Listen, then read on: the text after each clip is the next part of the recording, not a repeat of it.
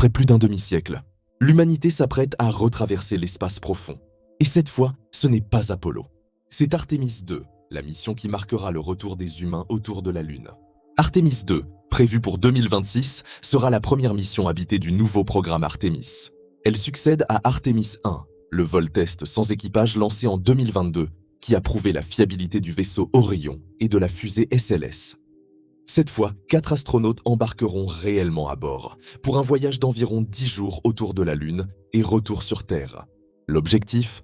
Vérifier en conditions réelles que tout fonctionne parfaitement avant Artemis III, la mission du premier alunissage humain du XXIe siècle. Le commandant Red Wiseman, vétéran de la Station spatiale internationale.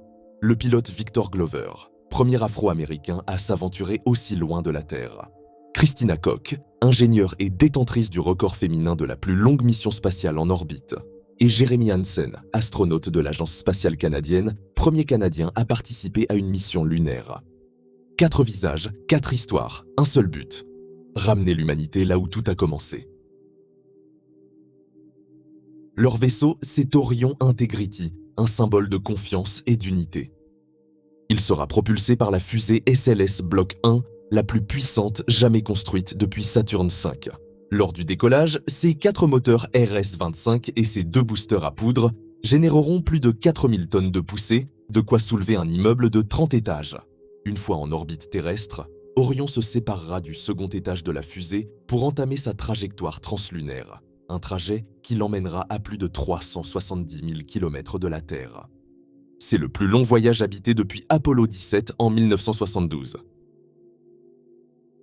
Le vaisseau survolera la Lune à environ 10 000 km d'altitude dans une orbite rétrograde.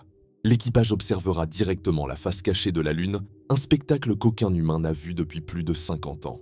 Cette phase permettra de tester le module de service européen construit par l'Agence spatiale européenne.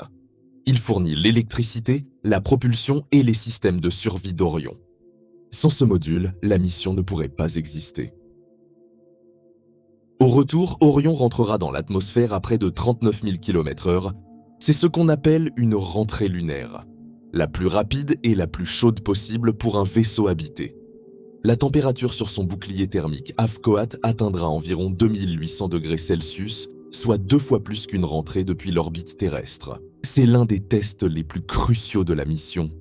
Prouver qu'Orion peut ramener des humains sains et saufs depuis la Lune.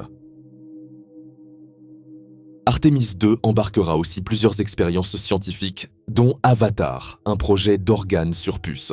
Ces minuscules dispositifs contiennent des cellules humaines issues de l'os, du foie ou du cœur.